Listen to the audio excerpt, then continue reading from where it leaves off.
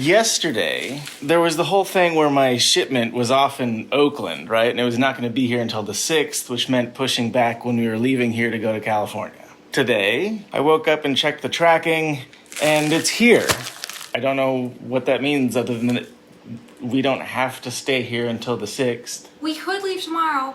We just have we've created a little nest for ourselves. I gotta clean. We gotta pack, and we have to change the sheets on the bed and do laundry. And if we're leaving tomorrow, I just need to know because I have to make the house look nice. Not that it looks bad. I'd say let's leave tomorrow afternoon. After lunch. And then, we'll get into Palm Desert in the early evening. So this morning. Uh-huh. I'm mad about this. This is ridiculous. Uh-huh. This is so silly. So silly. So this is a vacation house. My parents don't live here full time. This is on the weekends, hangout, fun times. This place is a gated community, apparently has an HOA. And so I'm working out in the backyard this morning and I get a call from our neighbor who is a saint. Very, very nice people. They come and visit us in Montana all the time. He's like, hey Kels, I really need you to move that Mustang in front of your guys' house. The head of the HOA came over to my house today and told me he was gonna tow it. And I was like, why is he gonna tow it? I'm like, what's wrong with it? Apparently, you cannot park a car in the street overnight. Even if it's your car, even if it's in front of your house, it cannot stay on the street overnight. It has to be in your driveway. Because heaven forbid we let, all the walls come down and it's just mayhem in here. All the hooligans come out, we start breaking all the rules. How is the first answer to this problem? Tow the car. How is that the first answer? It's just clear that you don't have any experience with HOAs. Nor do I want to. They suck. Sometimes I get a little fiery. Yeah, sometimes. Sometimes I can be a little fiery. And so when he told me this, I was like, I'm gonna go shower and talk to this dude. I was like, I want to go ask him how he came to the conclusion of towing the car instead of talking to the owner. If he wants to play politics, he's got to be able to speak to the people instead of just tow the people's car.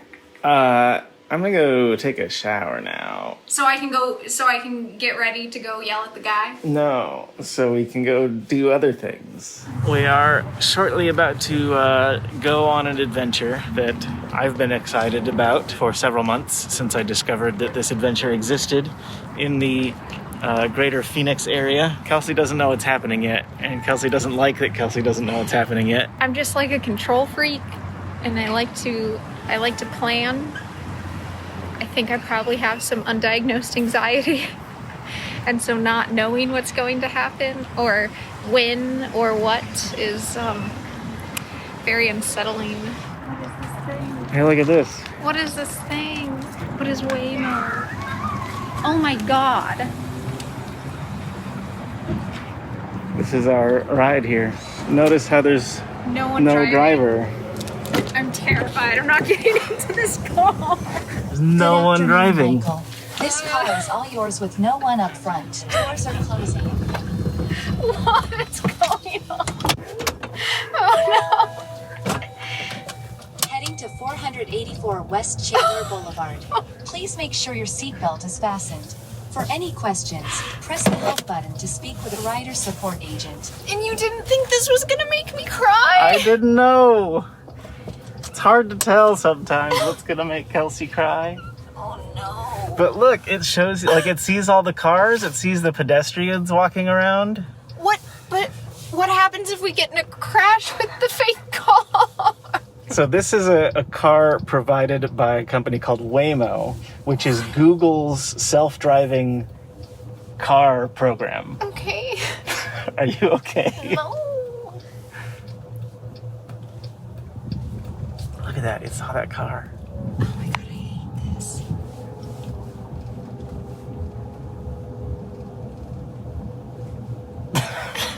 Kelsey.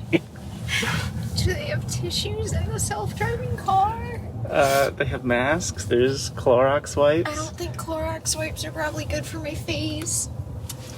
There's a baby seat. Oh my gosh. It's recording us. Some poor soul is gonna watch this and be like, oh my god. Look, he's the pedestrian walking across the street there. What? I did my makeup and it's gonna be all gone. The greater Phoenix area it's the only place in the United States where this program currently operates. In Phoenix? Yeah. I wonder why.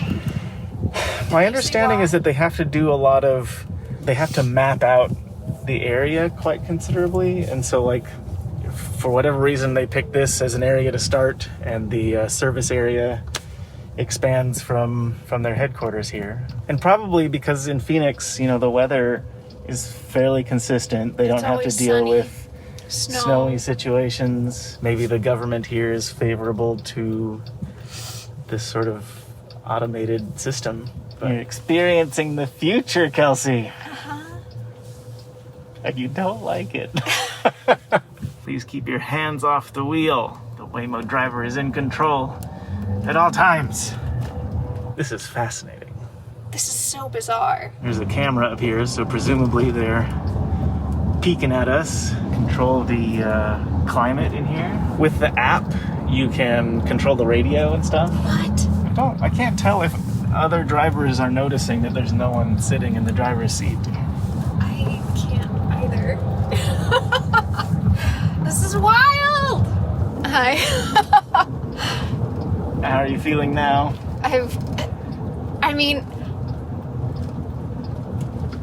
I'm maybe more surprised that you didn't think this was gonna make me cry, because I cried at the garbage disposals at the first time we went to Chick-fil-A. So like, this much future technology is... Woo. It even sees like all the trees and poles and stuff on the sidewalk there.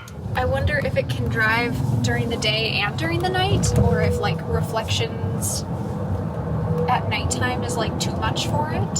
I will say it's like a mostly smooth ride, but it's like a little... It seems like it accelerates pretty hard sometimes. It accelerates a little hard, and like if you can see the steering wheel, it's like kind of always moving a little bit. I think that is the case when there's a human driver sitting there. I bet if you watch when I'm driving us home later, I will be moving the car back and forth a bit. At least initial impression feels like this one's constantly making tiny corrections, so it's a little jerky. Yeah, like that's a little bit like we accelerated really hard and then it braked and it was like, oh wait, no, we're coming up to a red light or something. Yeah, it's not quite as smooth as a real human. Well, I guess it depends on the human. Yeah. I've been in some cabs in New York where I was getting kind of vomitous from how bad the driving was. Fair. So I'm going to say that the smoothness of this is just like... average. Maybe slightly below average. Sure. On the low end of average. I think that's fair. Are we going to get one of these back to the... Unless you want to walk. So, unfortunately, the service area of this system here doesn't quite reach to the restaurant that we're going to. So, it's just like a 5-minute walk from where it's dropping us off. And then, presumably, if we want to do this on the way back, we're going to have to walk we'll need to walk back to the service area. Oh, are you taking me to a church for lunch? Yep, it's Sunday worship here and on Facebook. That guy noticed that there was no driver. He was giving it the side eye. You're here. We've arrived. Please check your surroundings before exiting the vehicle, and remember to close the doors after you exit. Will do, my friend. Thanks, Google. Look at this little LiDAR thing going on. It has that, and it has one in the back. I assume there's one on there's one in the front. Yeah. There it goes. There's one on the back. I'm struggling in my head with what to name this video, because if I do something like self-driving car, that'll get the clicks, right? Sure. But then it ruins the surprise. That doesn't help the audience go on the same emotional journey that you went on. I never know what to do in these situations. You put like a little human shape in the driver's seat and say like, you'll never guess who our cab driver was. Mystery driver. Mystery driver. And then people will be like, oh my God, who was their cab driver? And then they'll click on it and it's like, Noah.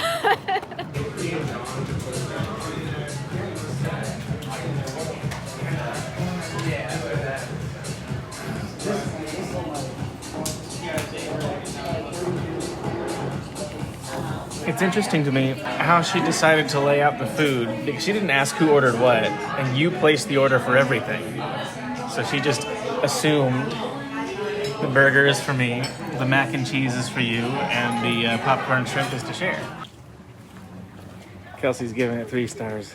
Damn, I struck out. Oh, no, you did not. You didn't cook the food. I didn't pick a good place. Oh, you didn't know. I was trying to impress you, Kelsey. You impress me every day. Also, our poor waitress. She was very klutzy. There was not a single time that she poured water that didn't result in getting water everywhere. She spilled a bunch of water on the floor. She spilled a bunch of water on the table. On herself. Shall I summon us another driverless vehicle?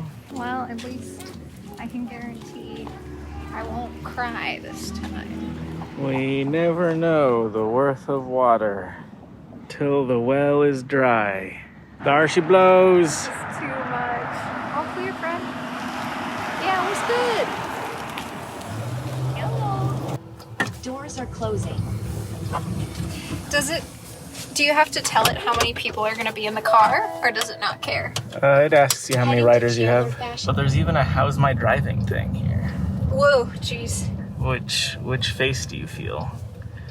I'll answer at the end of the ride. Okay, so you can just lean back and take a nap while the car drives. You gonna take a nap, Kelsey? Oh, that baby. I'm tired, so. I didn't notice, but it's tracking the state of the light on the screen here. Green. Green means go. The dude next to us. The guy in that car right there was looking. It is impressive how far away it's able to identify cars. This is interesting. It seems like it's Cautious. waiting longer than a human would, I think, to decide that it's clear to go there. It double, triple checks. Is this what, like, every time Google asks you, like, will you tell us if this is a picture of stairs? It all goes, is this the accumulation of our efforts? Yeah, in part, you're helping to Arriving shortly. It's like to train that AI. Yeah, it's like, is this a truck? Is this a bus? Is this a bicycle? You're helping the AI, helping it learn. We've arrived. Please check your surroundings before exiting the vehicle, and remember to close the doors after you exit. Oh, God. We went to go see the new Ghostbusters movie, and I liked it more than I expected to. I feel like they did a good job with balancing doing things for nostalgia's sake and doing new stuff. It's not a perfect movie. I think I'd give it 4 out of 5 stars. I definitely really liked it. And in particular, there was one shot kind of towards the end of the movie where I legitimately started tearing up. I don't cry at movies very often, but there was a moment that was just like so sweet and nice. It hit me right in the heart, and water started coming out of my eyes. So if you really like the Ghostbusters movies from the 80s, I'd recommend going to see this one. Anyway, it's now after 4:30 in the morning. I just finished editing the video from my grandfather's funeral. Maybe because I was feeling emotional from the Ghostbusters movie earlier, it like increased the softness of my heart for the evening. So editing through that, it was getting misty-eyed. I'm glad that's finally done.